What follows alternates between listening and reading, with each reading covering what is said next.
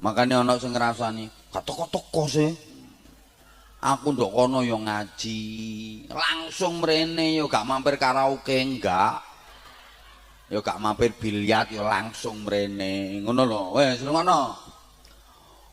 Orang yang sukses itu adalah orang yang pandai memanfaatkan waktu dan kesempatan dengan sebaik-baiknya. Siapapun orangnya, kalau nggak pandai memanfaatkan waktu dan kesempatan dengan baik,